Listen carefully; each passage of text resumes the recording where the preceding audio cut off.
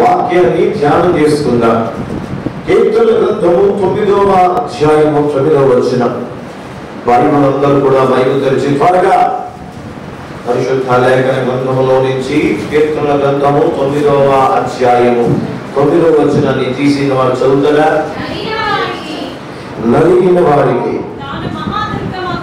తాను మహాదుర్గమగును, ఆపత్కాలములలో వారికి మహాదుర్గమగును. అందరూ నా వైపు చూస్తూ త్వరగా జాగ్రత్తగా దేవుని వాక్యాన్ని వినవలసిందిగా కోరుతా ఉంటున్నాను. నా దేవుని సన్నిధానంలో దేవుడు చేస్తున్న ఒక మంచి వాగ్దానం ఇది.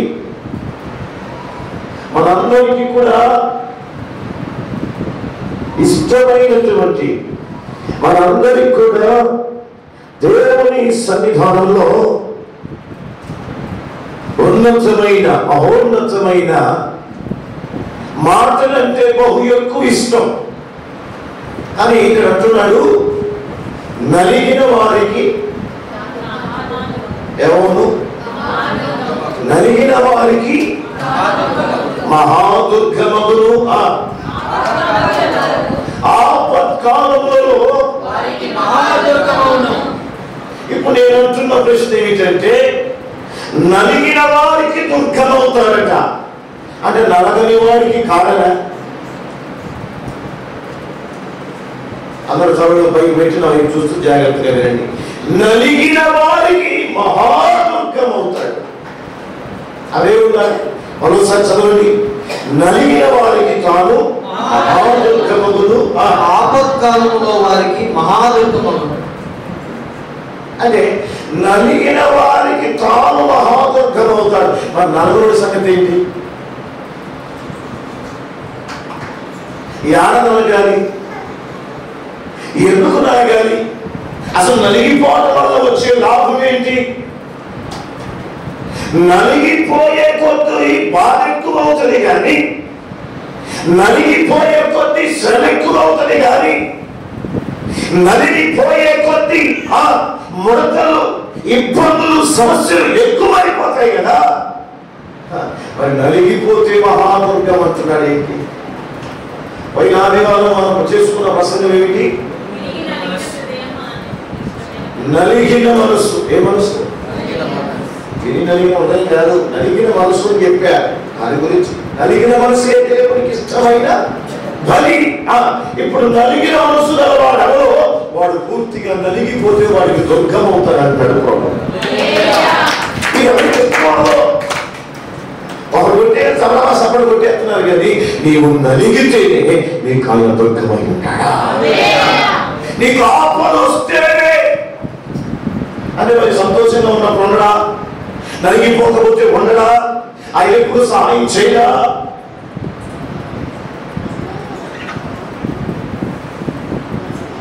ఇదెక్కడి వాగ్దానమయ్యా? నలిగిపోతేనే, విరిగిపోతేనే, పగిలిపోతేనే తోడై ఉంటాడంటే ఎవరు ఇష్టపడతాడు? ఏదైనా ఇష్టపడిందంటే దేవుడు నీకు తోడై ఉండను గాక. ఆమేన్, హల్లెలూయా. ఎందుకు? అది శాస్త్రమైన వాగ్దానం. దేవుడు నీకు తోడుగా వచ్చాడు కాక. ఆమేన్, హల్లెలూయా. ఎందుకంటే ఆయన ఎప్పుడు మనతోనే ఉంటాడు కనుక. కానీ ఇక్కడ అంటున్నాడు, నలిగిన వారికి తాను మహాదుర్గము. పోయిన వారం సిగ్నల్గానే ఉంటుంది కానీ ఈ ప్రసంగం అదేమి కాదు, ఇది కొత్తగానే ఉంటుంది. విషయం ఏమిటంటే, నీవు నలిగే కొద్దీ దేవుని సహాయం నీ సమీపమున ఉంటుంది. నీవు విరిగే కొద్దీ దేవుని శక్తి నిన్ను కమ్ముతూ ఉంటుంది. నీవు నలిగిపోతున్న కొలది ఆయన బాహు నీకెప్పుడు తక్కువ కాదు. కొంతమంది మాత్రమే ఆమెన్ అంటారు, మిగతా ఎందుకు చెప్పండి. యాతనగా సార్ ఎప్పటికీ చచ్చిపోతా ఉంటే ఓ పక్కన భార్యతో, ఓ పక్కన భర్తతో, ఓ పక్కన పిల్లలతో, ఓ పక్కన కుటుంబంతో, అతతో మామతో సమస్యలు పడలేక బాధపడి ఇబ్బంది పడి పూర్తిగా నలిగిపోతే, నలిగిపోయా కాబట్టి ఆయన కూడా ఉంటే కూడా పోతే ఏంటి రాసి జరిగింది అంటూ ఉంటారు.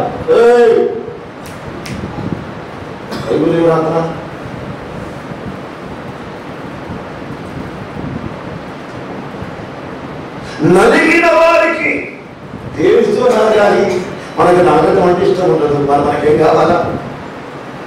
ఏం కావాలి మనకి? అన్ని మాట్లాడు.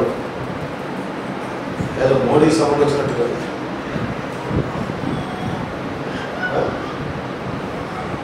మనం ఏమవ్వాలి? ఏమండి అసలు ప్రభు వారు నలగాలి నలగాలి నలగాలి అన్నాడండి. అసలు ఎందుకు నలగాలి? మీరు సమాధానం చెప్తే ప్రసంగం చేస్తారు, లేదంటే ప్రార్థన చేసి అనుకుంటే చేస్తా. ఒకటి నేనే ఉంటాయ్యా. మీకు తెలుసా, అన్నం కూర సాంబార్ మీరే చేశారు అన్నది అందరూ సాక్షిగా. నేనే చేశాను, మీరు చేశారా? నా చేతులతో నేనే వండా. ఇవాళ ఉప్పు కారం అన్ని ఎక్కడ తినేసేసింది. యోచనలైనా నాకు సంబంధం. నా పంట అర్థం చేశాను. అందరూ బెదిరించేస్తున్నారు వారికి. నేను మరి వంట చేయాలి బెదిరించాను. బెదిరించేది నేనే చేస్తాను. ఈ భోజనం తినండి, ఆ భోజనం తినండి. కనుక దేవుని సన్నిధానంలో క్రైస్తవులు, దేవుని ఎరిగిన వాళ్ళు, నిజముగా దేవుని వాక్య లోతు ఎరిగిన వాళ్ళు ఖచ్చితంగా నలిగిపోవడానికి ఇష్టపడతారు. ఇప్పుడు దేవుని గ్రంథంలో మనం చూడగలిగితే ఆది కాండము మొదలుకొని మనుషు ఉత్సాహము తీసివేస్తావు. ఆది కాండము మొదలుకొని ప్రకటన గ్రంథం 22వ అధ్యాయం వచ్చేసరికల్లా ఎక్కడైనా నలగపోకుండా, పగిలిపోకుండా, విరిగిపోకుండా, సోమరు పేపరు అసలు బాధపడాల్సిన అవసరం, ఇబ్బంది పడాల్సిన అవసరం లేదు. కష్టాలు రావు, బాధలు రావు, ఇబ్బందులు రావు, సమస్యలు రావు, రోగాలు రావు. దేవుని నమ్ముకుంటే అంత సంతోషమే, ఆనందమే, ఉల్లాసమే, ఉత్సాహం. నా బైబిల్ రాసిందా? మాట్లాడు. ఉందా? లేదు అంటే దాని అర్థం ఏమిటి? నలిగితేనే ప్రకాశిస్తావు కనుక, నలిగితేనే సువాసన వస్తుంది కనుక. ఇప్పుడు మీకు అర్థమని చెప్తాను, జాగ్రత్తగా వినండి. అమ్మో అమ్మా మిమ్మల్ని తినండి. ఆ పప్పు ఉంటుందిగా, ఈ పప్పులో పప్పు పెడతారు. ఎందుకంటారు? అందంగా ఉండాలని, ఆ అందం కాస్త ఈ సువాసన అనేకులకు రావాలని, పరిమళ వాసన రావాలి అంటే పువ్వు బాగా నలపబడినప్పుడే, నలిపినప్పుడు అది నలిగిపోయి, విరిగిపోయి, పగిలిపోయి, మొక్కలు చెక్కలై పడిపోయిన తర్వాత ఈ వాసన తీసుకో ఎట్లుంది? ఏం వాసన వస్తుంది అసలు? కదా అవునా కదా? నాగడా మాకు ఏం తెలియదు, నీ తెలుసు, మాకు ఏం తెలియదు. పూలు పెట్టుకోరా? మందిలో పెట్టుకొని భక్తులు గోల్డ్ మంది, ఇంటికాడ గొప్ప పెట్టుకుంటుంది కూడా గోల్డ్ మంది. చెప్పనా చెప్పనా? ఇట్లాంటి వారికి ఇప్పుడే ఏసునామంలో మారు మోసం వచ్చును కాక. ఈసారి పూలు పెట్టుకుంటే ఏదో ఒకటి దేవుడు ఇచ్చును కాక. అది విశ్వాసం. లేకపోతే మందిలోనే ఇంటికి వెళ్ళాక వేసాను, దెయ్యం వేసాను చెప్తారు. ఎంతవరకు నష్టం అసలు? ఎంతవరకు లాభం? ఇంత బయట ఒకే మానవుడు ఎవరు మారకుండా ఉంటాడంటే నలిగిపోతున్నాడు. ఏ మార్పు ఉండదు. నలపోకుండా సూపర్గా అనుకున్నాడికి ఏముండదు. కష్టం వస్తే అందుకే చెప్పాడు ఆయన, వారు పంట మీద ఇల్లు వచ్చిన వాడు ఏందట? వాన వచ్చును, వరద వచ్చును కాదు, అన్నీ వచ్చుకోండు. ఏమవును? ఏమైంది? అప్పుడే అసలు ఎందుకు? పంట మీద పునాది వేయబడింది. నీకు దగ్గర తెలుగులోడు ఇస్రాయిల్ కట్టినట్ట. ఎక్కడ కట్టినట్ట? ఇప్పుడు వాన వచ్చును ఏమవును? వరద వచ్చును ఏమవును? కొట్టుకొని పోవు. ఇప్పుడు చెప్పు, నీవు నలగాల, నలగకుండానే ఉండాలి. ఆరాధన చెయ్యండి అంటే అమ్మో చేతులు కందిపోతాయి.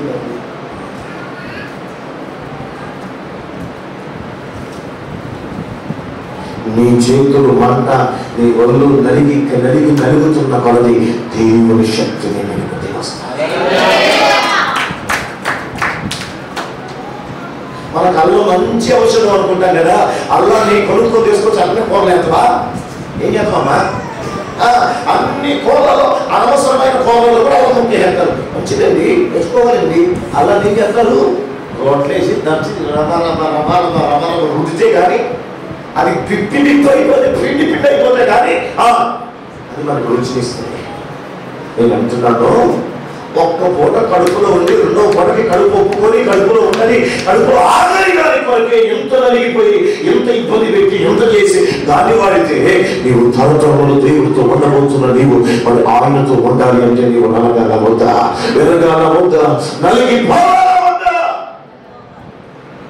మరి అసలు ఎట్లా నలిగిపోవాలా, ఎందుకు నలిగిపోవాలా? అసలు ఎందుకు నలగాల? నలిగితేనే దేవుడికి ఇష్టమా అంటే మనందరి మాదిరి ఎవరు చెప్పండి? చెప్పలేమమ్మా. మనందరి మాదిరి ఎస్తేరు ఏసయ్యా. ఎవరు చెప్పగట్టిగా? ఏసయ్యా. ఎక్కడైనా ఇంకెక్కడన్నా బట్టల షాప్కి వెళ్తే చెప్తారు మీ మాదిరి ఎవరు? ఇగో అంతా పెట్టుకుంటే ఇక్కడ మాత్రం వదిలి దెయ్యాలా సెలబ్రేట్ చేసేసి ఎవరు నేర్పిండి? ఎవరు నేర్పినామా? చక్కగా అన్ని ధరించి వస్త్రములు ధరించి ఉంటా. విషయం చెప్పనా, నీవు నలిగితే లోకము నీ గురించి దూరమైపోతాయి. నీవు విరిగిపోతాడే లోకము దాని ఆశలు, లోకము దాని పద్ధతులు, లోకము దాని పోకడ ఏ మాత్రము నీ లోపల ఉండదు. యేసుక్రీస్తు ప్రభువు చెప్పాడు, నేను ఎవరి కోసం వచ్చానన్నాడు? పాపుల కోసం వచ్చానన్నా? లోకాసు వార్త 9:10 ఏముంది? అందులోనే వాక్యం మాత్రం తెలియదు. లోకాసు తీయాలా చదవాలా? ఓ దేవుడు ఇప్పుడు చదవాలా? నశించిన దాన్ని వెతికి రక్షించుటకు ఉందా? అదే ఉందా? తప్పు చెప్పానా? తప్పండి గట్టిగా తప్పని చెప్పానా? లేదా అక్కడ లేదా? 10:9 లేదా 19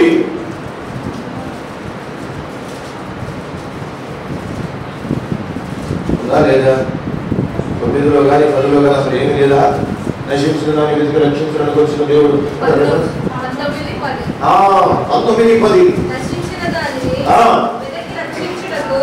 వెతికి రక్షించుటకు ఎవరు వచ్చారట? ఎక్కడి నుంచి వచ్చారట?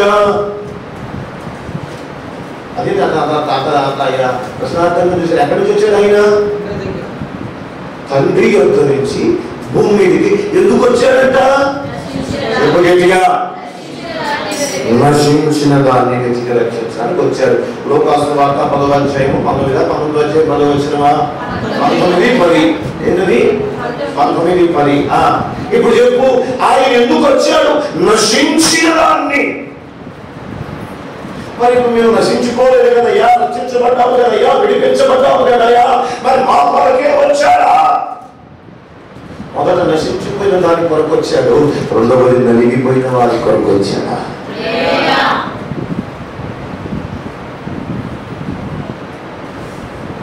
చాలా మంది దేవుణ్ణి విశ్వసించి మారుమనసు బాప్తిస్మము పొందిన తరువాత ఇక దేవుణ్ణి దీవించాలి, ఇక దేవుణ్ణి ఆశీర్వదించాలి, ఇక దేవుణ్ణి వేరుకరగా ఉంచుతాడు. నాకేమి తక్కువ కాదు, నాకేమి కొలువ కాదు, నాకేమి లోటు ఉండదు, నాకు ఏ అనారోగ్యం ఉండదు, నాకు ఏ ఇబ్బంది ఉండదు, ఏ సమస్య ఉండదు. ఎందుకంటే దేవుడు గొప్పవాడు, ప్రేమమయుడు, ఆయన ప్రేమించిన అన్ని ఇస్తాడు. నిజమే, ఇవన్నీ నిజమే. కానీ మరి నీ బహుమానం ఎక్కువ అవ్వాలంటే, నీకు సింహాసనము కావాలంటే, నీకు కిరీటము కావాలంటే, జీవవృక్ష ఫలాలు కావాలంటే, దేవుడితో ఉండగోరే భాగ్యము కావాలంటే నీకు విరిగిపోవాలి, నలిగిపోవాలి.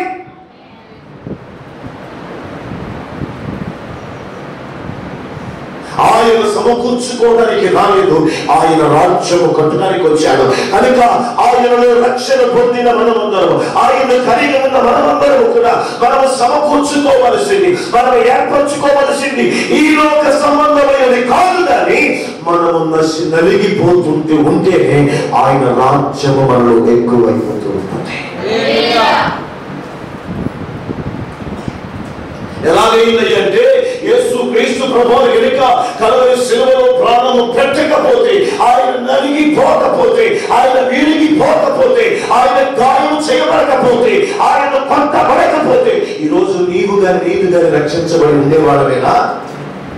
చూడండి, యేసుక్రీస్తు ప్రభువు శరీరధారిగా భూమి మీద ఉన్నప్పుడు ఆయన అందరి పాదాలు కడుగుతూ ఉంటే పేతురు అంటాడు, ప్రభువా అవునాడు చెప్పండి అమ్మాయి ఏంటి డాక్టర్లో పావులు రూపాయలండి నాకు తెలుసండి, అన్ని తెలుసండి, కానీ వాక్యమే తెలియదండి, మరి ఏం చేద్దాం? నా సమాధానం ఉంటారు. ఇంకా ఏమన్నాడు? పేతురు గారు యేసుక్రీస్తు ప్రభువు శిష్యుల పాదాలు కడుగుతూ ఉంటే పేతురు దగ్గరికి వచ్చేసరికి అన్నాడు, అయ్యా నువ్వు నా పాదాలు కడుగుతాయా అని నేనేమన్నాడు? సర్లే బాబు, మంచిదే బాబు అన్నాడా?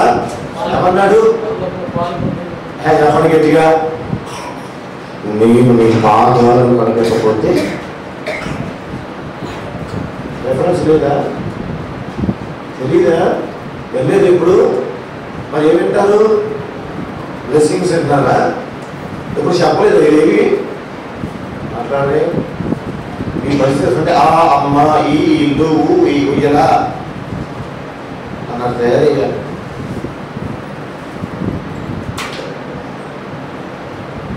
ఆయన పాదములు కడుగుతూ ఉండగా, అయ్యో ప్రభు నీవు నా పాదాలు కడగలేదు అసలు,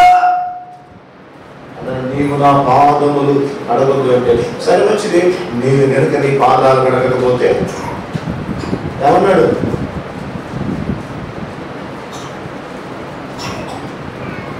తెలియచుకోండి, నీ చెప్పనిక అన్ని మంచిగా రెఫరెన్స్లు తీసి చక్కగా అన్ని విడమర్చి చెప్తే చదువుకొని రాసుకొని ఇంటికి పోయి మంచిగా తిని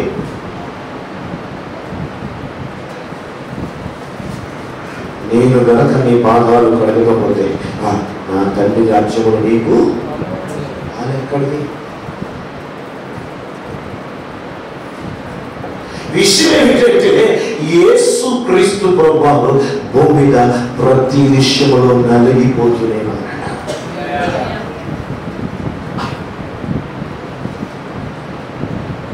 కానీ మనం గుర్తుపెట్టుకోవాల్సిన విషయం, లోకంలో పగిలిపోయిందైనా నలిగిపోయిందైనా విరిగిపోయిందైనా మనం అస్సలు ఇష్టపడతామా?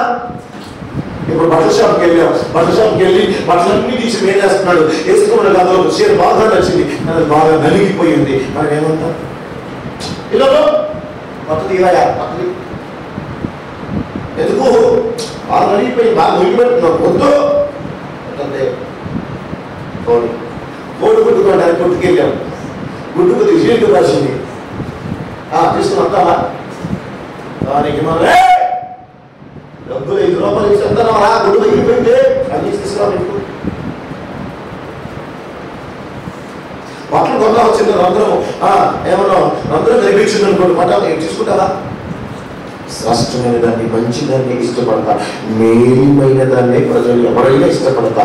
కానీ విచిత్రం తెలుసా, ఈ లోకంలో ఎవరేది ఇష్టపడతాడో ఏది చేస్తాడో మనందరికీ తెలుసు. కానీ నా యేసయ్యకున్న చెప్పినట్టే నలిగిపోతున్న దాన్ని ఎక్కువ ఇష్టపడి వారి యొద్దకి వస్తాడట. మహా దుఃఖముగా దిగి వచ్చేది. పోతున్న వారి దగ్గరికి నలిగిపోతున్న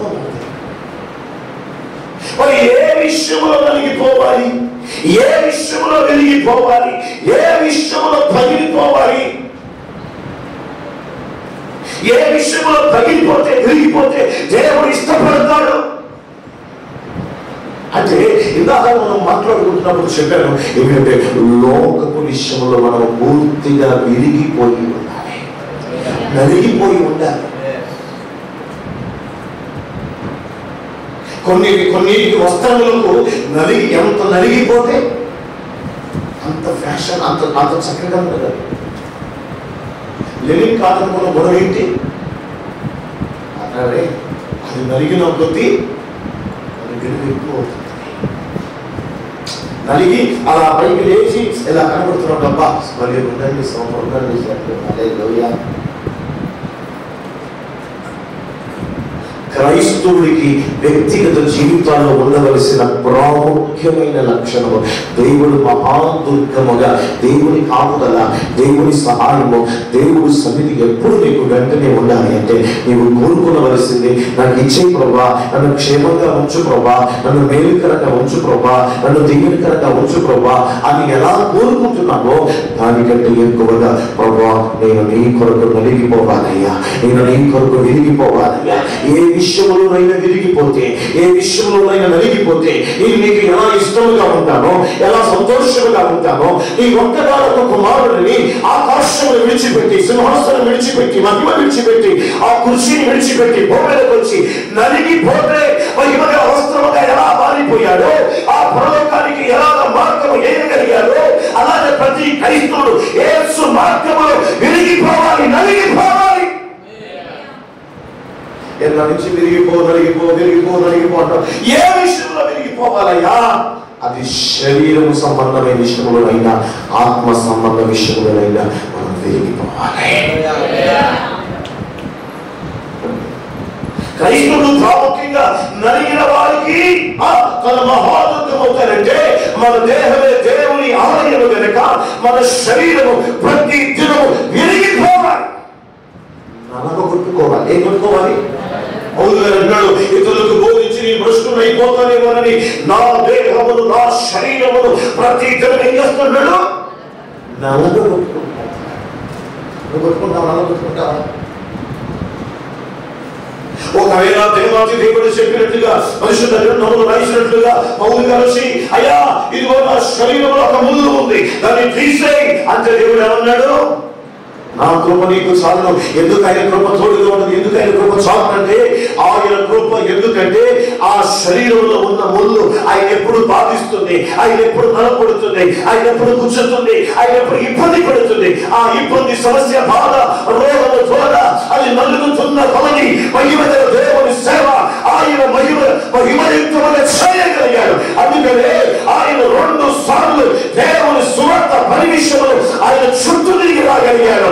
పౌలు చేసిన ప్రయోగాలు 2 సార్లు వేల సంఘాలు ఎత్తగలిగాడు, వేల మందిని సేవకులు తయారు చేయగలిగాడు, వేల మంది రక్షణ కల్పించగలిగాడు.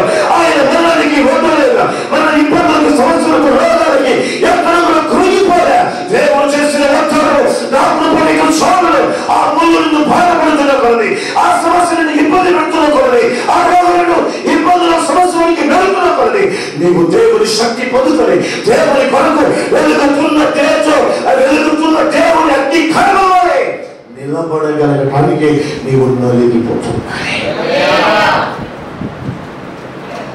నీవు నలిగిపోవాలి అంటే దేవుడు ఆ అనుగ్రహిస్తున్న ప్రతి పరిస్థితిని ఆహ్వానించగలగాలి.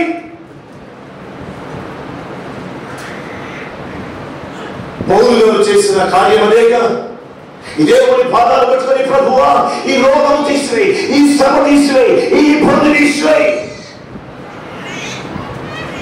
అన్నాడు. నా కృప నిజాలంటే అయితే ఈ శ్రమ గీర్చే కృప నాకు ఇది. చూసారా? ఆయన శరీరములో మాదిరి, ఆయన దేహములో మాదిరి, ఆయన రోగములో మాదిరి, ఆయన బ్రతుకులో మాదిరి, ఆయన క్రియలలో మాదిరి, ఆయన సేవలో మాదిరి. చూడండి, పరిశుద్ధ లేఖన గ్రంథములో ఒక మాట రాస్తాడు. 2 కొరింథీయుల రాసిన పత్రిక 11వ అధ్యాయము 23 నుంచి 2 కొరింథీయుల రాసిన పత్రిక 11వ అధ్యాయము 23 నుంచి 29 త్వరగా కప్పట చదవాలి.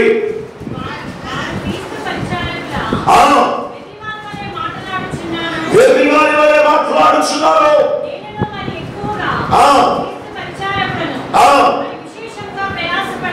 మరి విశేషముగా ప్రయాసపడితిని, చెరసాలలో ఉంటిని,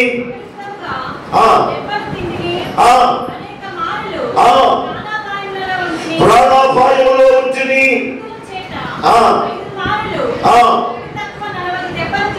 ఎన్ని మార్లట? 5 సార్లు ఒకటి తక్కువ 40 కొరడాల దెబ్బలు తింటిని, 3 బెత్తములతో కొట్టబడి తిని, ఓడ పగిలి శ్రమ పడి తిని, ఒక రాత్రి పగళ్ళు సముద్రములో గడిపితిని.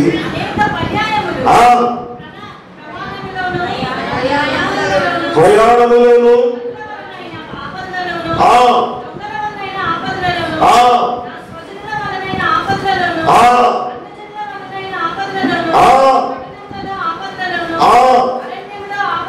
అరణ్యమాపదల్లోను సముద్రపు ఆపదల్లోను కపట సహోదరుల వలన ఆపదల్లోను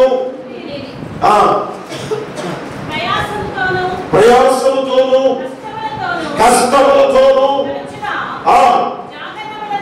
జాగరణములతోను ఆకలి దప్పికలతోను తరచుగా ఉపవాసములతోను చలితోను దిగంబరత్వముతోను ఒంటిని ఇంకా చెప్పవలసిన అనేకములు. గట్టిగా దేవుడికి స్తోత్రం చెప్పండి. ఇప్పుడు మనం అందరం ప్రశ్న ఇస్తున్నాం. మీకు గుండెకాయ ఉంటే గుండెకాయ చెయ్యండి. హలో, మీకు గుండె ఉంటే గుండె చెయ్యండి. ఇప్పుడు చెప్పు, పౌలు గారి ఆపదలు ఇన్ని ఆపదలు చెప్పాడు కదా, ఇన్ని ఆపదలు దొరుకుని ఇన్ని సంఘాలు పెట్టాడే. ఒక్క సంఘంలో ఉండి, ఒక కుటుంబంలో ఉండి, ఒకే భర్త ఒకే భార్య ఇద్దరు బిడ్డలు ఉండి ఇన్ని కష్టాలు పెడుతుండగా మరి పౌలు గారికి అంటే ఎక్కువ తక్కువ చెయ్యి మాకు చేయాలి గురివేరా. ఇప్పుడు చెప్పు సమాధానం. పౌలు గారి కంటే ఎక్కువ నలిగిపోతున్నామా? పౌలు గారి కంటే ఎక్కువ శ్రమ పడుతున్నామా? పౌలు గారి కంటే ఎక్కువ నిందించబడుతున్నామా? పౌలు గారి కంటే ఎక్కువ హింసించబడుతున్నామా? పౌలు గారి కంటే ఎక్కువ త్యాగాలు చేస్తున్నామా? పౌలు గారి కంటే ఎక్కువ ఉపవాసాలు ఉంటున్నామా? పౌలు గారి కంటే ఎక్కువ దెబ్బలు తెలుస్తున్నామా? పౌలు గారి కంటే ఎక్కువగా ఆ కొరలతో రాళ్ళు కొట్టబడుతున్నాయా? అవమానించబడుతున్నాయా? దూషించబడుతున్నాయా? ఉపద్రవములు వస్తున్నాయా? రోగములు వస్తున్నాయా? ఇలా చెప్పుకుంటూ పోతే చాలా ఉన్నాయి. ఇవన్నీ వస్తున్నాయా? హలో అమ్మాయి లోపల తొందరగా ఇన్ని వచ్చినాయా? ఇన్ని వస్తున్నాయి మన కుటుంబంలో, మన వ్యక్తిగత ఇన్ని వస్తున్నాయా? చెప్పు సమాధానం. తొందరగా వస్తున్నాయా? మరి నేను శ్రమ పడిపోతున్నా, నిన్ను అలిగిపోతున్నాను. వారిని నలుగురు వాడుగా ఆపదల గురించి 5 రకాల ఆపద జరిగాడు. లేదా అసలు ఆపదల గురించి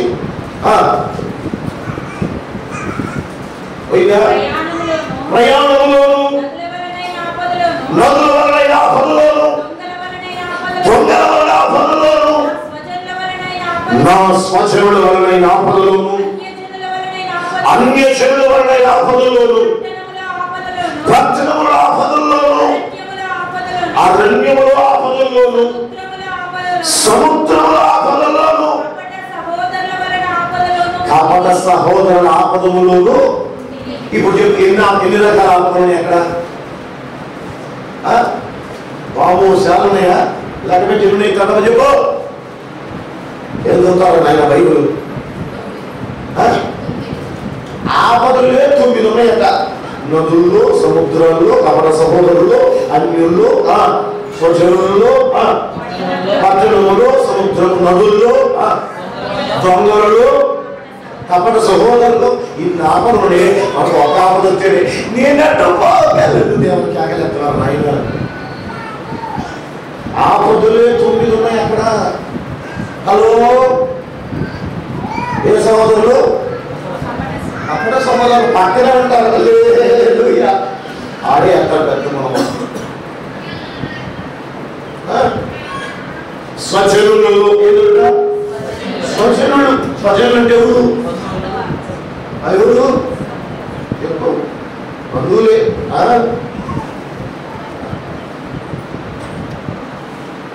ఇన్ని రకాల ఆపదలు ఉంటే పౌలు గారు దర్జాగా సేవ చేస్తున్నాడు. దర్జాగా ఇబ్బంది పడట్లే. ఆయన ఎంత నలిగిన అభివృద్ధి అంత ప్రిపేర్ అయిపోతున్నాడు. హల్లెలూయా. ఈ పూట, ఈ సంవత్సరం, ఈ పూట, ఈ క్షణం, ఈ గడియ, ఈ శకలోకి ఈ ఉపద్రవం రాగానే అది వచ్చి గెలవగా నిలబడి హల్లెలూయా ఓ 10 మందికి సువార్త చెప్పి 10 మంది రక్షణ నడిపించారు. పౌలు గారు ఏం చేస్తారు? అది మనకి చిన్న కత్తు వచ్చి వాళ్ళు ఒంట్లో పడి ఎందుకు మరలా చెప్తున్నానంటే ఎన్ని ఉపద్రవాలు వచ్చింది, ఎన్ని గాడులు పెట్టి, ఎన్ని ఇబ్బందులు పెట్టినా అసలు సముద్రములు ఒక రాత్రి పగులు ఒక రోజంతా గడిపాడు సముద్రం. ఎప్పుడట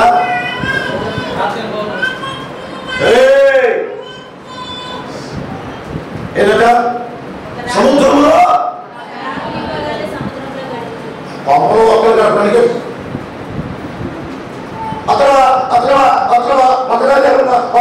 పంపడు ఈ పంపలో ఒకదానుకుంటే కింది పోయాలి. ఆయన సముద్రంలో ఒక రాత్రి ఒక పౌరులు వెళ్ళాడు. నలిగిపోవడం అంటే అది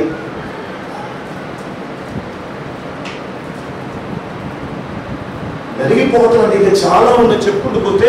మన మిత్రులు మత సాక్షుల పుస్తకాలు తీసుకుంటే ఇలాగా పొయ్యకు పెట్టి చేతులుగా పెట్టి కట్టేసి కింద పొయ్యెట్టేసి ఆ జనపదారేసి చక్కగా మంట పెడతా ఉంటే వారు బయటికి కడుతున్నారు. యెహోవా దేవుడు, యెహోవా దేవుడు, యెహోవా దేవుడు. నలిగిపోతూ కూడా దేవుని మహిమను చూపగలుగుతున్నారు. కాలిపోతూ కూడా దేవుని నామమును ప్రకటిస్తున్నారు. ప్రాణము పోతూ కూడా దేవుడే అని చెప్పగలుగుతున్నాను. నలిగిన వారికి మహాదుర్గమై ఉంటాను. అద్భుతాలు ఉన్న వారికి మహాదుర్గమై ఉంటాను. దేవుడు పిలిచేవాడు కాదు, త్రోసివేసేవాడు కాదు. దేవుడు కాలేక ఎలా సాధ్యమైనది వాళ్ళకి? అదే చనిపోతున్న వారిని బ్రతికిస్తే కదా దేవుడు దుర్గముగా ఉండేది. మామ చచ్చిపోతేనే గొప్ప అసలు నేనైతే అడిగేస్తున్నా, జాగ్రత్త అడిగేస్తున్నా, ప్రభా నేనేమిటో నా ఎవరు ఏంటో నాకు తెలియదు కానీ ఎవడైనా ఒకడు సువార్త గట్టిగా ఒక రాయి వచ్చితే ఎందుకు సత్య బాధలు కష్టాలు పోతాయని కాదు. చచ్చిపోతే ఈ సమస్యలని పోతే కాదు, ఈ పిల్లలు గొట్టు ఈ పోతాయని కాదు. నాకేం బాధ, ఆయనే పిలిచాడు, ఆయనే చూసుకుంటాడని. కానీ మరి ఎందుకు అంటున్నారంటే యేసయ్య సువార్త చెప్తూ ఉంటే ఒక్క రాయి ఎవరు తీసుకొచ్చి కొట్టాడనుకో, యేసు రక్తమే జీవితం లేదు, ఏది తెలియదు, ఏం లేదు, అంత సింహాసనమే కాదు. మరి ఎందుకు కొడుతూ ఉంటున్నారు రాళ్ళకి నిలబడాలి. వేసుకోరుకో నలిగిన కొద్ది మీకు అర్థం మనం చెప్తాను చూడండి. ఉప్పులాగా ఉంటే సారం వస్తుందా? ఉప్పు కరుగుతుంటే సారం వస్తుందా? ఎందుకు సార్, ఎందుకు కరగాలి? అయ్యో తొందరగా రోగం పోతే నేను దేవుడి కొరకు వారిని రోగం ఉంటే నువ్వు దేవుడి కొరకు నిలబడాలన్నారా? ఎప్పుడు తీసేస్తాడో దేవుడు ఈ బాధలు. నేను చచ్చేదాకే బాధలు ఉంటాయి. ఈ సందర్భ సహా ఆ పౌలు గారికి ఉన్న బాధలు నీకు నాకుంటే అసలు బతికేవాడు దాన్ని మా పూటకి. అవునా కదా? మాట్లాడమే మనకి తిన్నది అనుకోకుండా గొడవలు, తిన్నది అనుకోకుండా గందరగోళాలు, తిన్నది అనుకోకుండా రెట్టింపులు, తిన్నది అనుకోకుండా నానా శాఖలు నానా యమానాలు చేస్తుంటాం. కానీ బాబు ఆయనకి తిండి లేని ఆఖరి దప్పికలు ఉన్నాయట. ఏమున్నాయట? ఆఖరి దప్పికలు ఉన్నాయట, త్యాగాలు ఉన్నాయట, ఉపవాసాలు ఉన్నాయట. ఎందుకట? నేను నలిగిపోతూ, నేను కరిగిపోతూ, నేను నశించిపోతున్నా కానీ నా దేవుని శక్తి నాలో ప్రజలకు బయటికి రావాలి. ఆయన మహాదుర్గమయ్యేది, ఆయన తోడై ఉండేది, ఆయన నడిపించేది. ఎందుకో తెలుసా? నేను ఆయన చేత రక్షించబడి నలిగిపోయాను. ఎందుకంటే ఆయన మహిమగల దేవుని రాజ్యములకు వెలుగుగా ఉండటానికే. అందుకని చెప్పాడు, మీరు లోకములకు ఉప్పై ఉన్నారు. ఏమైనారు? చెప్పు, నువ్వు ఉప్పులేనా? నీకు తమ్ముందా చెప్పు, నేను లోకానికి ఉప్పులను చెప్తాను ధైర్యంగా. నేను ఉప్పులే సార్, నీకు ధైర్యం లేదు. వీటికి మళ్ళా ఎప్పుడు ఇంకా మీరు ధైర్యం లేదు. నేను లోకానికి ఉప్పు చేయొచ్చు, ఉందా ధైర్యం? నీవు లోకానికి ఉప్పు అయితే నీవు కరిగిపోవాల్సిందే. నువ్వు కనబడకూడదు. నలిగిపోవటం అంటే ఏమిటి? నువ్వు కనపడకూడదు.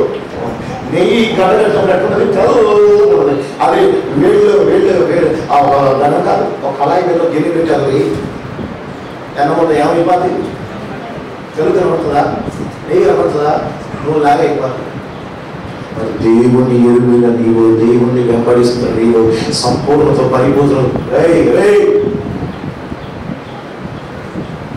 సంపూర్ణతలోనికి పరిపూర్ణతలోనికి నీవు రావాలి అంటే నీవు కనబడనంతగా నలిగిపోవాలి. నీ స్వరూపము కనబడినంతగా నలిగిపోవాలి. నీ దేహము కనబడినంతగా నలిగిపోవాలి.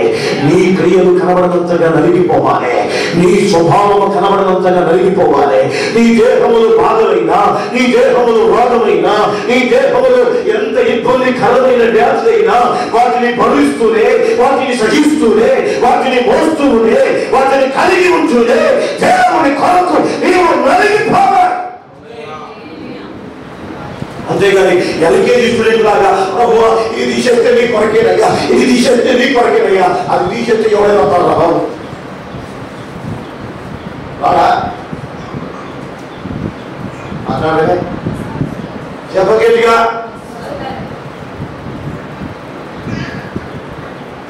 డబ్బులు కూడా అందరిని నమ్ముతారా? డబ్బులు తీసేకాడు అందరిని నమ్ముతారా? అందరిని నమ్మరు. అమ్మో నాకు కొన్నాళ్ళు గారికి మంచి అనుభవం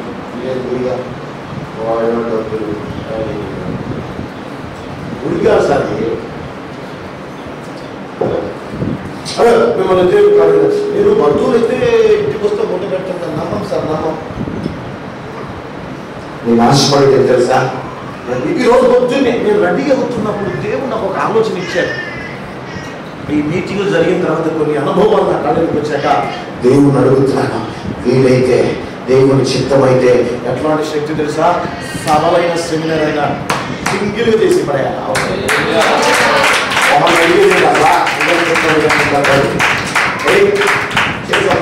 లక్షలైన నా కాళ్ళ దగ్గర ఉండాలా, ఇసులో వదలబడేయాలి. అందరూ ఉంటారు అమ్మో ఇన్ని లక్షలు పెట్టావా, ఇన్ని లక్షలు పెట్టారా బాబు, అమ్మ వాళ్ళకి ఎంత సూడు దొరికేది. లక్షల లాకర్లు ఎట్టి, లక్షల లోపల ఎట్టి, బంగారం లోపల ఎట్టి, లాకర్లు ఎట్టి అల్లే అంటే అక్కడే ఉండదు తీసుకోబడాలి. నలిగిపోవటం అంటే ఏమిటి? నలిగిపోవటం అంటే ఏమిటి? నీ ఒంటి మీద బంగారం వేసుకోవటం కాదు, నీ ఎత్తి మీద బంగారం పెట్టుకోవటం కాదు, నీ శరీరం మీద బంగారం పెట్టుకోవటం కాదు. నీ బంగారాన్ని కరిగించి దేవుని రాజ్యం కొరకు పెట్టాలి. అవసరమైతే నీ దేహం కూడా నలిగిపోవాలి.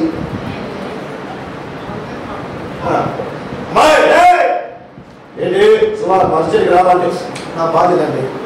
బాబుకి ఎవడమన్నాడు, ఇది మా అమ్మ బాబు లేకపోయినా దేవుడు అద్భుతమైన స్వస్థత ఇస్తాడా?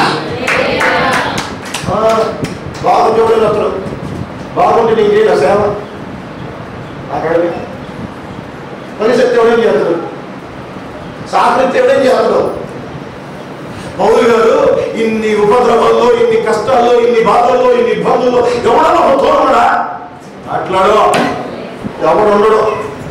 ఆశ పెట్టుకొని నా కొడుకు, నా కూతురు, నా అమ్మ, నాన్న తోడున్నాడు. నాన్న తోడు ఉండడా? మా అమ్మ బాడిని పోయిన అడిగాను, ఏం పాట ఏం పాట కూర్చొని బాడికి ఒక పాట, ఏం పాట ఆడమ్మా కొద్దిగా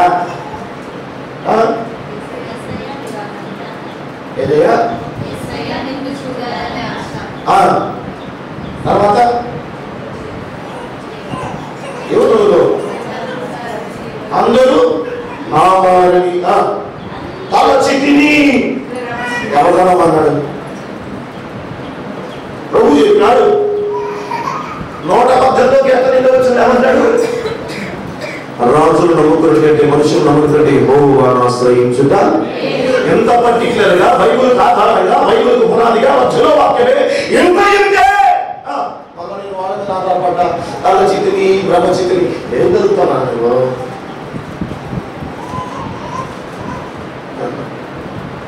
ఇవేం చదవద్దు.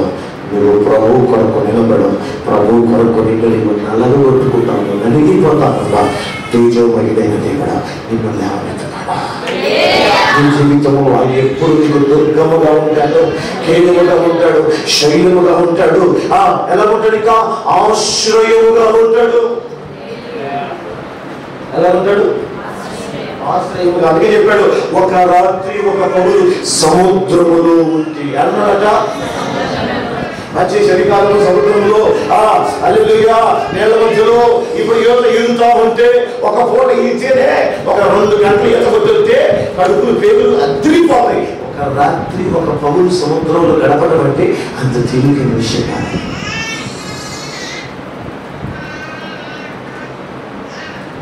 అది ఎలా సాధ్యమైంది అంటే ఆయన అంటాడు, ప్రభువా ఈ 24 గంటలు బతికేస్తే ఈ 24 గంటల్లో పడ్డ శ్రమకు 24 మందిని ఎదురు నడిపిస్తాను, 24 ఆత్మల్ని చెక్కకు చేయగలను.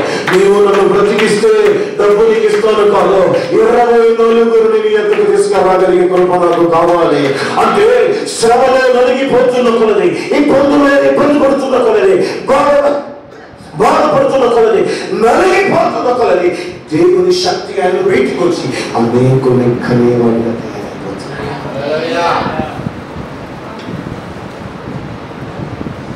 ఎలా సాధ్యమైంది? ఇలా చెప్పుకుంటూ పోతే బోర్డు ఉన్నాయి, చాలా ఉన్నాయి, ఎన్నో ఉన్నాయి చూడగలిగితే. ఒకసారి చూడండి, 22 కొరింథీయుల పత్రిక 12వ అధ్యాయం 7 నుంచి 10 త్వరగా. బహు విశేషముగా ఉన్నందున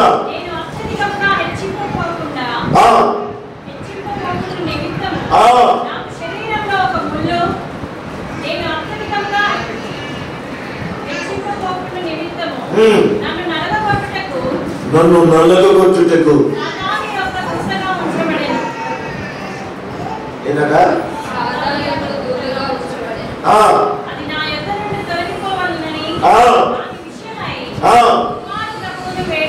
వేడుకుంటుని, అందుకు నా కృప నీకు చాలు. అందుకే చెప్పండి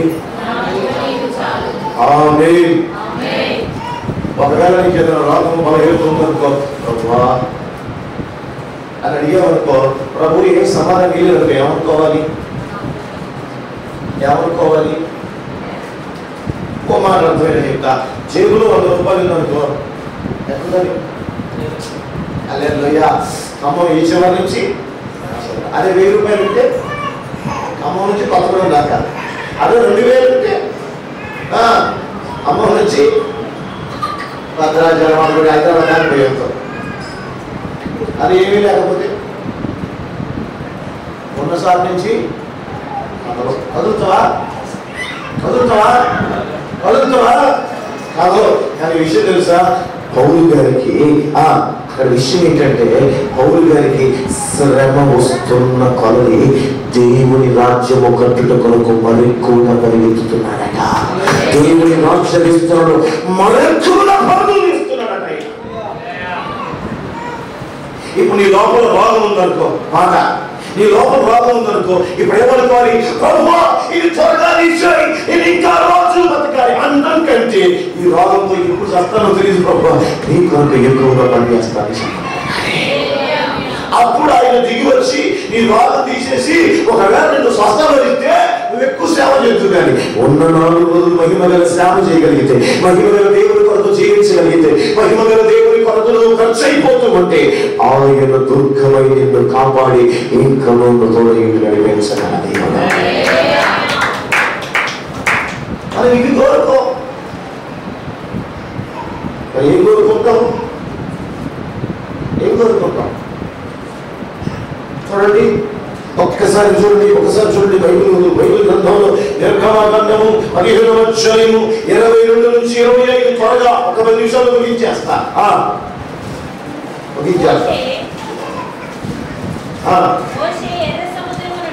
మోషే ఎర్ర సముద్రము నుండి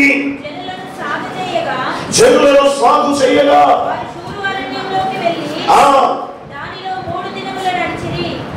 నిర్గమకాండము 15వ అధ్యాయం 22.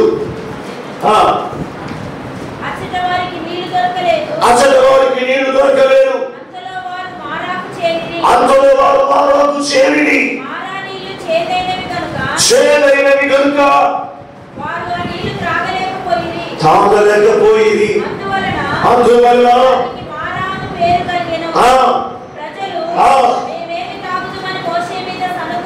మీరేమి తాగుదమని మోషే మీద సనుగుకొనగా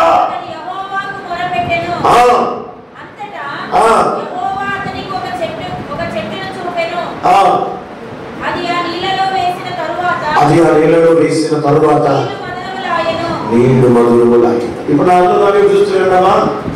ఎవరు వీళ్ళు? నిర్గమకాండము 17వ అధ్యాయము 21వ వచనం నుంచి 25 వరకు మనం చదువుకున్నాం. ఎవరి వీళ్ళు ఎవరు సరుగుతున్నారు? మోషే మీద సరుగుతున్నారట. ఎవరు సరుగుతున్నారు? తాగటానికి నీళ్లు లేవాలి. నలిగిపోయేవాడు తాగడానికి నీళ్ళు లేకపోతే బాధపడతాడా? నలిగిపోయేవాడు తిండి లేకపోతే బాధపడతాడా? నలిగిపోయేవాడు వస్త్రం లేకపోతే బాధపడతాడా?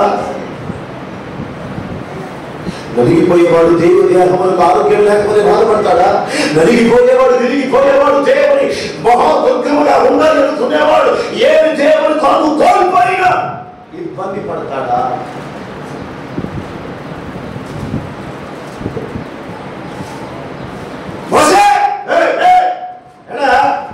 పెద్ద నాయకుడు పడుకొచ్చేసే మమ్మల్ని అడగచ్చి నీళ్ళు ఏమి చెప్పండి గట్టిగా. కాబట్టి నేను రక్తంగా మార్చినప్పుడు మీరు చూడలేదా? మాట్లాడితే మన రక్తంలో నీళ్లుగా మార్చినది చూడలేదా? చూడలేదా? చూసినాక కూడా నీళ్లు లేవని మోసే మీద జరుగుతున్నారంటే ఇప్పుడు ఇశ్రాయేలు ప్రజలు నలిగిపాటికి ఇష్టపడుతున్నారా? సుఖపడడానికి ఇష్టపడుతున్నారా?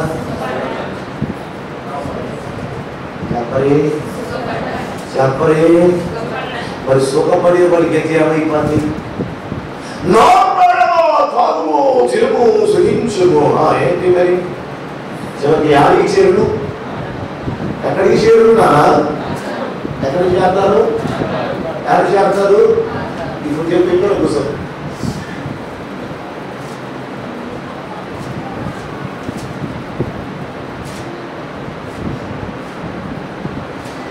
ఎందుకు యేసుక్రీస్తు ప్రభువారు ఆ భుజముల మీద మోయలేని సిలువ మోస్తా ఉన్నాడా? భారమైన సిలువ మోస్తా ఉన్నాడు. ఆయన 1 తక్కువ 40 కోణాలు బ్రతిన్నాడు. ఆయన చేతుల్లో ఎందుకు మేకులు, 6 రంగుల మేకులు చేతుల్లో దిగబట్టబడ్డాయి, కాళ్ళలో దిగబట్టబడ్డాయి. శరీరం అంతా రక్తసిక్తమైపోయింది. దుక్కి వలే అనగా నేలను దుక్కి చేస్తే గొల్లగొల్లైపోయి మెత్తగా మారిపోయి నీళ్లు పెడితే లయలాగా మారిపోయి అందులో మొక్క పెడితే మొలిచినట్లుగా ఆయన దేహము దుక్కిగా మార్చబడి అందులో నుంచి జీవము సువాసన జీవము బయటికి రావడానికి తన్ను తాను విరిగిపోతున్నాడు, తన్ను తాను నల్లగొట్టబడుతున్నాడు, తన్ను తాను వెలుగుకొట్టుకున్నాడు. వెనకనే ఈరోజు నీవు నేను బ్రతికగలుగుతున్నా. ఎవరైతే దేవుని కొరకు సుఖములు భోగములు విడిచిపెట్టి ఈ లోక సంబంధమైన ఆశలు వెలగొట్టుకొని ఈ లోక సంబంధమైన సంతోషాలు వెలగొట్టుకొని ఈ లోక సంబంధమైన ఏదైనా దేవుని చిత్తము చేయకుండా వచ్చే సుఖాలన్నింటినీ వెలగొట్టి అవసరమైతే దేవుని కొరకు నీవు సుఖపడటానికి కూడా ఇష్టపడుకోకుండా సంతోషపడటానికి కూడా ఇష్టపడుకోకుండా దేవుని కొరకు నలిగిపోతుంటే దేవుని దుర్గము నీతోనే ఉంటది. దేవుని దుర్గము అంటే ఆయన ఆశ్రయం నీకు తోడుగా ఉంటే ఏం చేస్తావు? నలిగిపోతున్న నిన్ను ఆయన తలగా ఉంచుతాడా?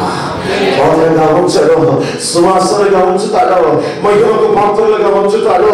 దేవుని తర్వాత ఆయన సింహాసనం మీద కూర్చుంటగలిగే యోధుల్లాగా నిన్ను మార్చగలడు నా దేవుడా. కలిగిన వారికి తాను మహాదుర్గము. దుర్గమే కాదు, ఏం దుర్గమట? మహాదుర్గం.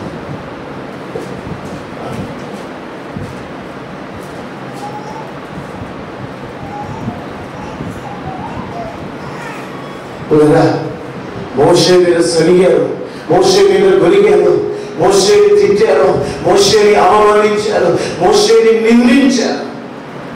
ఎవరు?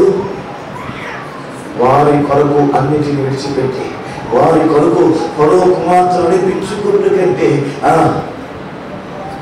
ఇది నా ఎందుకని వదిలి వేసుకొని వచ్చిన మోషేని ఏమంటున్నారు? మమ్మల్ని సంపదను తీసుకొచ్చావా?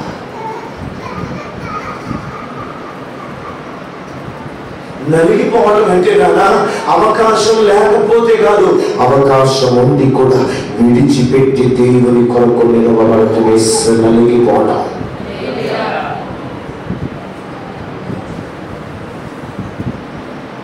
శ్రమ పడటం.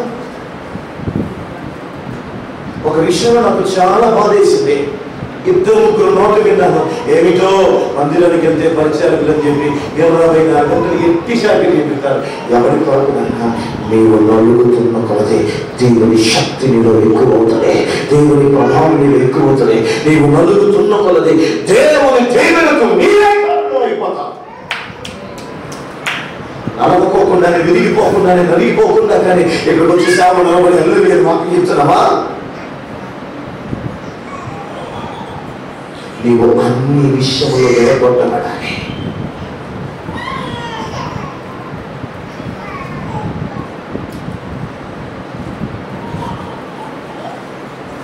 దావీదు పౌలుని అనగా సౌలుని దర్శించండి. దావీదుకి సౌలు అప్పగించినప్పుడు అంటాడు, దేవుని చేత అభిషేకించబడిన వాడిని. అంటే ఎంత నలిగిపోయి ఉంటే ఆ స్వభావం రావాలి సార్. అసలు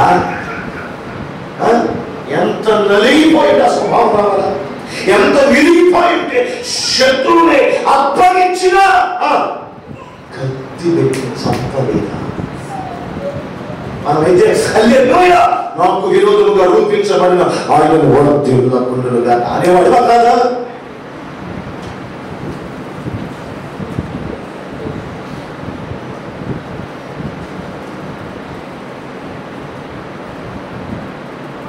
అపోస్తలుల కార్యము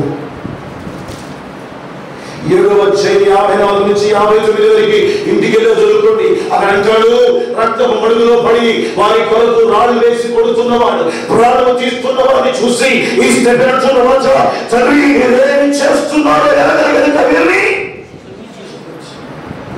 ఆ అధ్యాయం అంతా ఇంటికెళ్ళి చదువుకోండి. నేను చెప్పిన మాట అక్కడ లేకపోవచ్చు, ఇంకా కిందలో పైన ఉండొచ్చు. అయినా మనం చెప్పవలసిన మాట, ఆ స్టెఫెను నలిగిపోతున్నాడు కనుక క్రీస్తు స్వరూపం వచ్చేసింది, క్రీస్తు పోలిక వచ్చేసింది, క్రీస్తు స్వభావం వచ్చింది, క్రీస్తు ప్రేమ వచ్చింది అంటున్నాడు. రాయి పెట్టి నువ్వు చచ్చిపోవాలి, నువ్వెందుకు అసలు బతుకుతున్నావు అని చెప్పి రాయి పెట్టి కొడతా ఉంటే ఏమంటాడు, తండ్రి నువ్వేం చేస్తున్నావు ఏమంటారు కనుక. అదే మాట కలవరి శిలువలో సిలువ వేయండి అని కేకలు వేస్తున్న ప్రజలను చూసి నా యేసయ్య నలిగిపోతూ విరిగిపోతూ ప్రాణపోతూ అంటున్నామాట, తండ్రి మీరేం చేస్తున్నారు అని.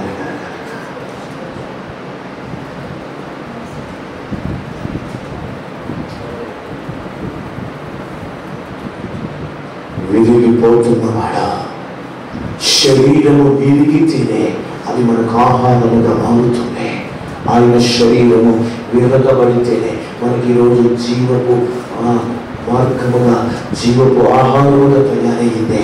మరి ఆయన పోలికలో, ఆయన స్వరూపములో, ఆయన రక్తము చేత కడగబడి ఆయన ప్రాణము చేత మనము రక్షించబడిన మనము నలిగిపోవద్దా, మనము విరిగిపోవద్దా?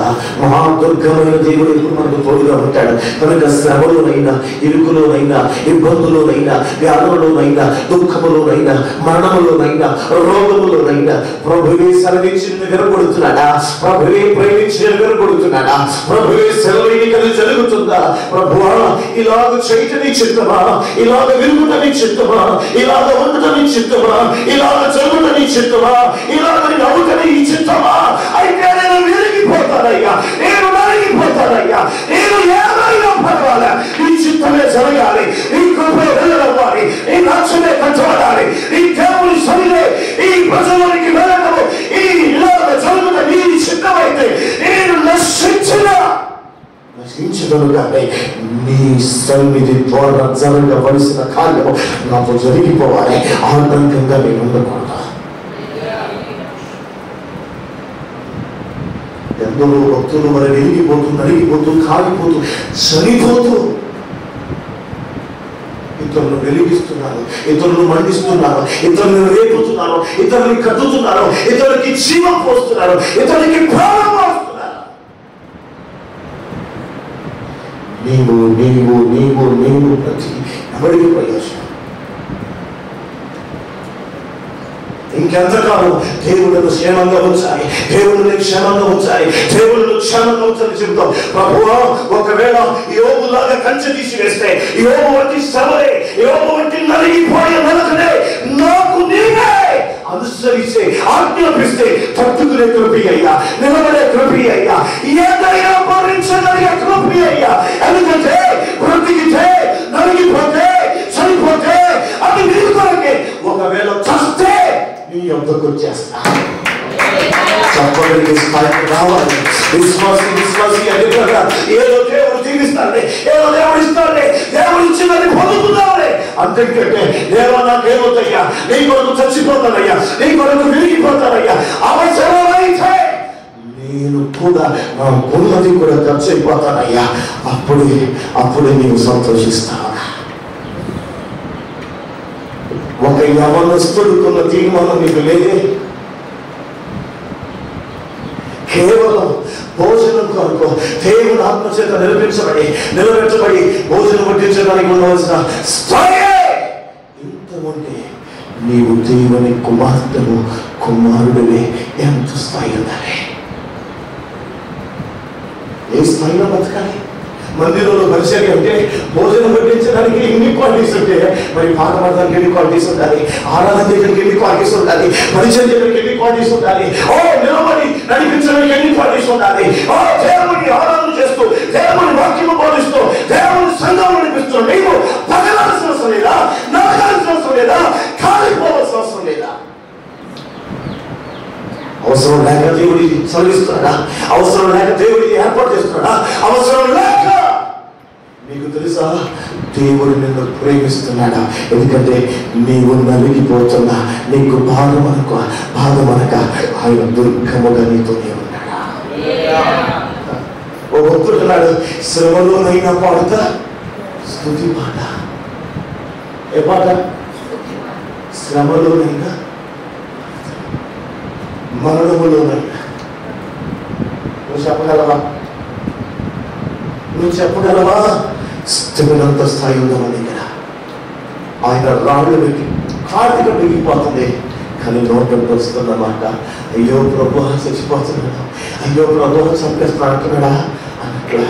తండ్రి మీరేం చేస్తున్నారో ఏరికి అనగదో తెలియదు. నలిగిపోయాడు క్వాలిటీ సైన్సా, విరిగిపోయాడు క్వాలిటీ సైన్సా, దేవుని కొరకు ఏమైనా అవుతానో అని వచ్చేవాడి క్వాలిటీ సరే. ప్రియా దేవుని సంగమా, నిన్ను తిట్టారనో కొట్టారనో అరిశారనో నిందించారనో హింసించారనో దూషించారనో నలిగిపోతున్నావే, పెద్ద ఇదైపోతున్నావే, వీటికంటే ఎక్కువ నీకు తెలుసా? యోగును దేవుడు ప్రేమిస్తున్నాడు కనుక యోగు చుట్టూ దేవుడే కంచె తీసేసేసాడు. దేవుని ప్రేమ పొందుకోవాలంటే దేవుడు ఆయన ఆజ్ఞాపించి అనుసరించేది ఆయనే అంగీకరించి ఇది చెయ్యి నా బిడ్డలకని చెప్పేది, అది మేలైన నలుగైన శ్రమైన నువ్వు ఇష్టముగా అనుసరించాలి, ఇష్టముగా అంగీకరించాలి. ఎంతసేపు దీవించు దీవించు దీవించు కష్టంతో బాధతో అంటే ఎవరు పడతారా? ఆయన బిడ్డలైతే, ఆయన పిల్లలైతే, ఆయన రక్తంతో కడగబడిన వారైతే, ఆయన పోలికలో మారాలి అనుకునేవాడు ఖచ్చితంగా క్రీస్తు కొరకు శ్రమ పడతాడు.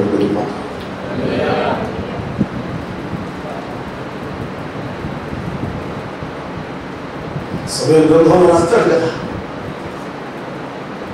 అప్పుడే లేక దూడలు కొట్టి పచ్చి శరీరముతో ఉన్న ఆవులను మందసము మోస్తుందా, కాలిని భుజమున పెట్టినప్పుడు ఓ పక్కన పిల్లల కేకలు, ఓ పక్కన మహిమ గల దేవుని మందసము వెలబెడుతూ తన భుజము మీద ఆ కాడి మాపబడినప్పుడు కాడి బరుదిక్కుతుంది, శరీరము పచ్చిగా మారిపోతుంది, వెనకాల లేక కూడా వేడుకు ఆ ఆర్తనాదాలు నిలబడుతూ ఉంటే అయ్యో దేవుని మందసము ఎక్కడ పడిపోతుందో, దేవుని మందసము మహిమ ఎక్కడ ఆగిపోతుందో, ఇది జరగడానికి వెళ్ళలేదు.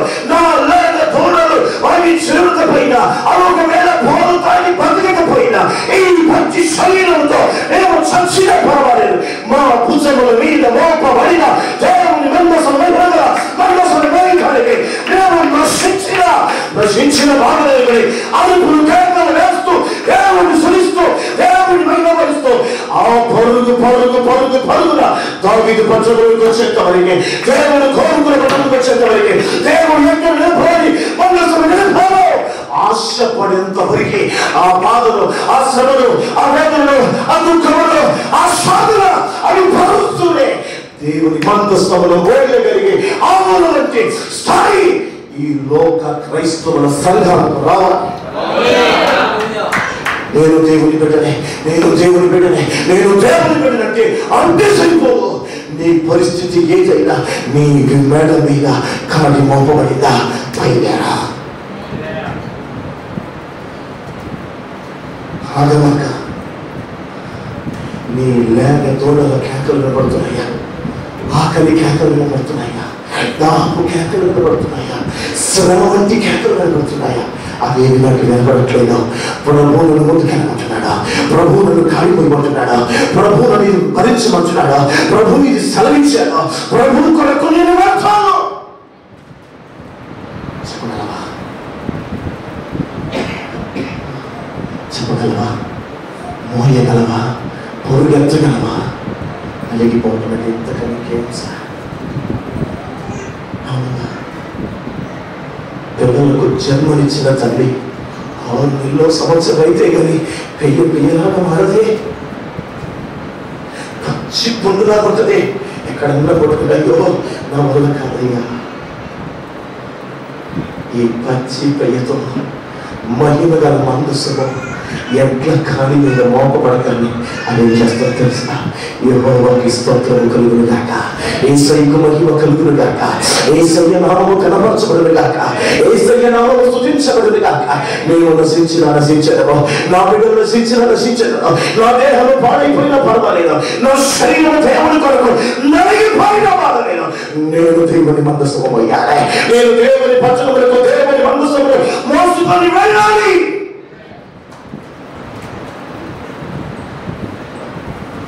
అలా సాధ్యమైంది. ఎంతకు మించి నలగటువంటి ఏంటి?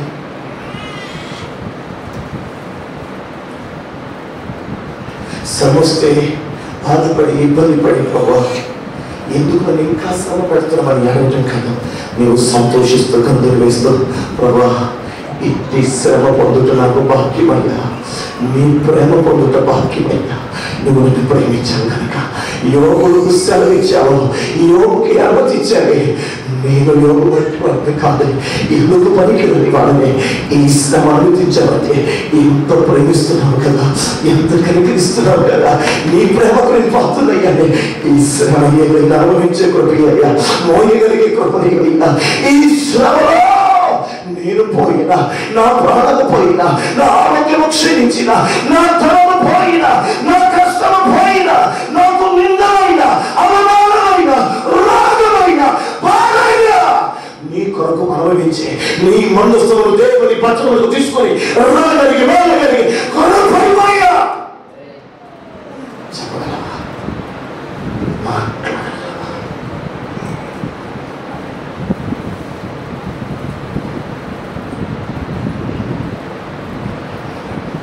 వాక్యం ద్వారా మీకు మాట తెలియజేసుకుంటున్నా. నీ సేవకుడిని గర్దిస్తున్నాడా, నీ సేవకుడిని ఇబ్బంది పెడుతున్నాడా, నీ సేవకుడు బాగా శ్రమ పెడుతున్నాడా, నీవు వాడికి గుండెల్లో ఉన్నామన్న సంగతి మర్చిపోగాక. బాగా తిడుతున్నాడా, ఎందుకు తెలుసా? వారి కంటే ఎక్కువగా ప్రేమిస్తున్నాడు. స్కూల్లో పంపులు ఏం చేస్తాడు సార్? 25-23 ఏం చేస్తాడు? ఇంకొద్దిగా ఇబ్బంది పెడదాం, ఇంకొద్దిగా ఇబ్బంది పెడదాం, ఇంకొద్దిగా చదివిద్దాం, ఇంకొద్దిగా ఇబ్బంది పెడదాం. ఎందుకు? 25-25 కావాలని. ఇది అర్థం కాకుండా నన్నే అంటాడా, నన్నే పెడతాడా, నేను ఇంత చేస్తాడా, నేను ఎట్లుంటున్నా కదా. వారిలో కల్లా నువ్వు ప్రశస్తమైన వారిలో కంటే గుండె కత్తుకునే స్థాయిలో ఉందిరా దగ్గర. జాగ్రత్త.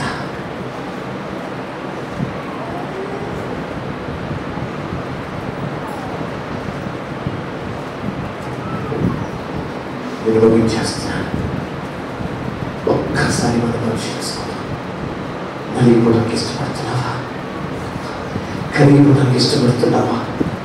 కోవెత్తి వెలిగించగలిగితే ఆ ప్రభువా ఎంత పంపించావయ్యా, నేను కాలుతున్నాను, ఇంతమంది ప్రజలకు వెలిగిస్తున్నాను. ఉప్పు అనుకుంటుంది, ప్రభా నన్ను ఉప్పులాగా చేసావే, నేను కరిగిపోతూ ఇంతమందిని నీ కొరకు బ్రతికించడానికి ఇష్టమైపోతున్నాను.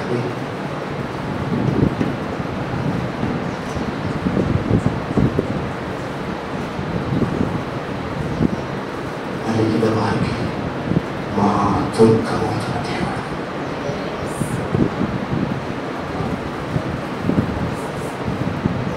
దేవుడు మంచిగా ఉంటే ఇది నాకే అని ఆశపడింది నీవు. దేవుడు నేను శ్రమ పెట్టదలుచుకుంటే ఇది నాకే ఎందుకు అనుకోలేకపోతున్నా. దేవుడు దీవిస్తే సంతోషపడిన నీవు ఈ కష్టం వస్తే, ఈ శ్రమ వస్తే ఇది నన్ను ప్రేమించదు కనుక తానే అనుమతించాలని ఎందుకు లోబడట్లేదు నేను. ప్రియుడా, ఇతరులను చూసి నువ్వు పాడైపోవటం కాదు, నీ స్థాయి ఏమిటో గుర్తించమా. ఇతరులను చూసి అయ్యో వాడు అలా చూస్తున్నాడే, వాడు అలా అంటున్నాడే, వాడితో అలా అంటున్నాడే. బిడ్డా, నీకు ఇంకా ఎల్కేజీ కాదు నాన్న, నువ్వు ఇంకా నర్సరీ కాదు నాన్న, నువ్వు ఇంకా ఫస్ట్ క్లాస్ కాదు నాన్న. నీ స్థాయి పెరిగింది, నీ పరిస్థితి మారింది అంటే నువ్వు నలిగిపోయే దశకొచ్చావురా. నువ్వు నలిగిపోతున్న కొలది తిరుగుతావు నాన్న, నువ్వు నలుగుతున్న కొలది దేవుని మహిమ వస్తుంది నాన్న. నువ్వు నలుగుతున్న కానీ సింహాసనము నీవే.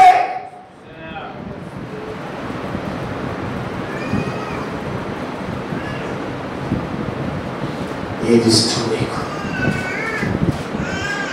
ఏది కావాలి నీకు, ఏది కోరుకుంటున్నావు నీవు? కనుక నిర్భ సింహాసనమా నన్ను మాట్లాడాలి, నా గురించి చెప్పాలి, నా గురించే మాట్లాడాలి కోరుకుంటావా? చెప్పుకో. లూసిఫర్ గారి పొగిడి తొక్కితే ఒకసారి పాతాళానికి వెళ్ళిపోయాడు. నీ వెంటలో అలా ఉండగలిగితే నిష్ప్రయోజనం.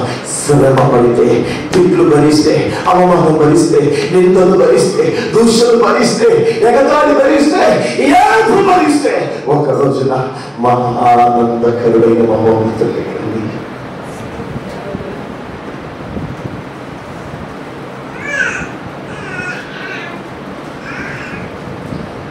నీకు తెలుసా?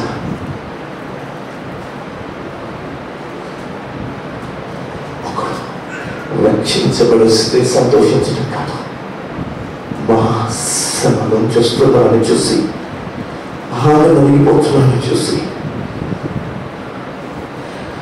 అస్సలు మొత్తం కూడా అనువంతా కూడా శ్రమ లేకుండా పూర్తిగా నలిగిపోతున్నాను చూసి, సింహాసనంలో ఉండడట అలా పర్వకానికి చెబుతూ ఉంటే సింహాసనాన్ని విడిచిపెట్టి నలుగు వస్తుంది, నా కొడుకు వస్తుంది. కానీ నా కొడుకు పగిలిపోయాడు, నా కొడుకు శ్రమ పడిపోయాడు, నా కొడుకు అన్ని పెట్టాడు. చేస్తాడు.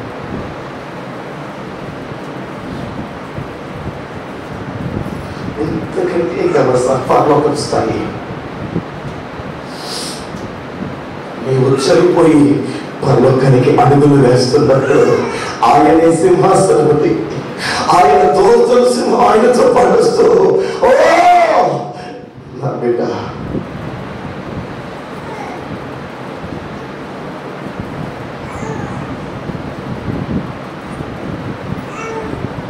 తప్పిపోయిన కుమారుని చూసి తండ్రి ఏడుస్తున్నాడు. ఎందుకో తెలుసా? అయ్యో నా కొడుకు నలిగిపోవడానికి ఇష్టపడలా, సంతోషం ఉండడానికి ఇష్టపడ్డాడు.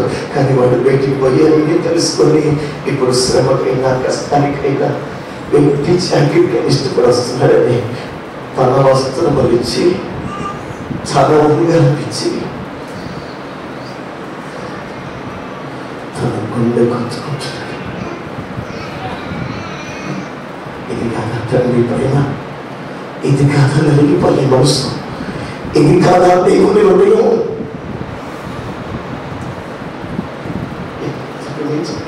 బిడ్డ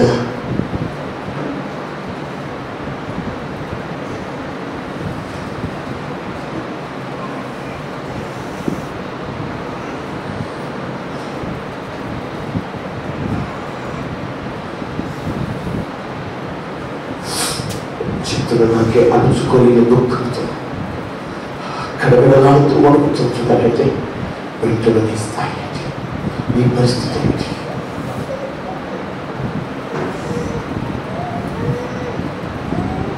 నలిగిన వారికి తాను మహాదుఃఖమవుతాడా?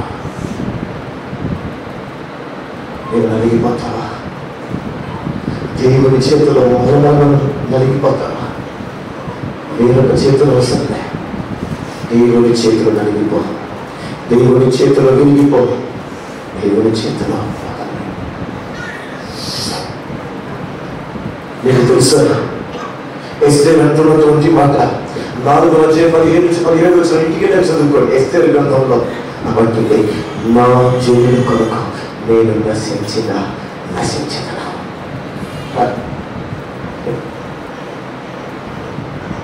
తల్లిదండ్రులు లేదు, ప్రేమించేవాళ్ళు, నేను తల్లి పెంచాడు. తన జనుల్లో వెండివేయబడిన పరిస్థితిలో, నిందించబడిన పరిస్థితిలో తన పిల్ల తల్లి ఒక్క అవకాశం వచ్చింది. రాజుకు రాని అనే అవకాశం వచ్చింది. ఆ బిడ్డను కొనొచ్చు. అయ్యో నేను రాని అవుతానా? అవ్వకపోవచ్చు. నేను వస్తే కంటే ఉన్నతంగా అక్కపోవచ్చు అని ఒక విశ్వాసంతో ఏదో నా పిల్ల తండ్రి చెప్పాడు వచ్చింది, నిలవబడింది. ఆమె దేనికి ఒప్పుకోలేదు, కేవలము నిర్ణయించిన నిర్ణయానికి అప్పగించుకుంది. నేను చెప్పనా, దేవుని కొరకు ఆ పిల్ల తండ్రి మాటని సేవకుని మాటని లైన్లో నిలబడింది. తాను చెప్పిన మాటని శ్రమపడింది. ఇంకేమీ చేయాల నిలబడింది. సింహాసన పెద్దగా రాణిగా మారిపోయింది. మారిపోవటమే కాదు, అన్ని వచ్చిన తర్వాత రాణి అయిన తర్వాత ఇప్పుడు అంటుంది, నేను నశించదను. ఎప్పుడు నశించిపోవడం కాదనంటా, రాణి అయినాక సవలతులన్నీ సమృద్ధిగా ఉన్నాక ఆ మంటలే నేను నశించదను నా జీవితం.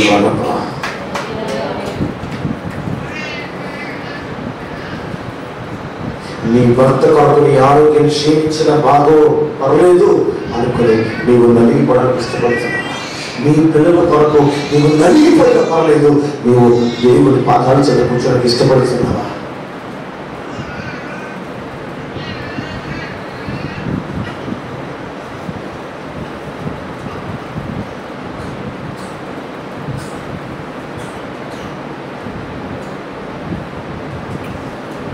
నీకు తెలుసా, మత్తయి సువార్త 4వ అధ్యాయంలో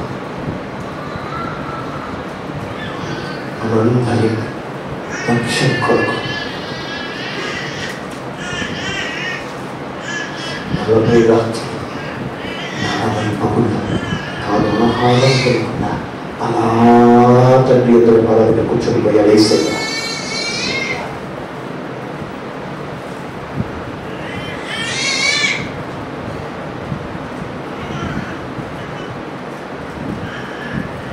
నువ్వు ఎందుకు ఇష్టపడట్లా? ఏది ఇష్టపడుతున్నా?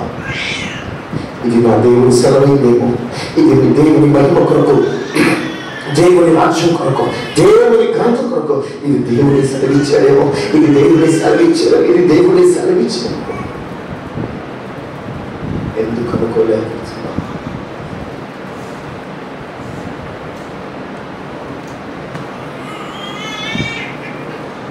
ఎందుకు అనుకోలేకపోతున్నా?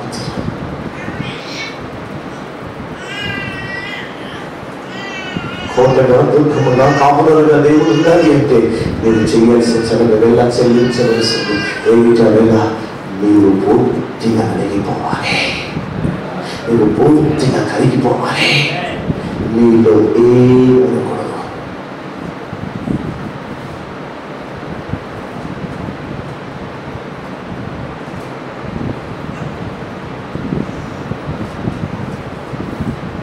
అలా ఇష్టపడ్డవి కావాలి.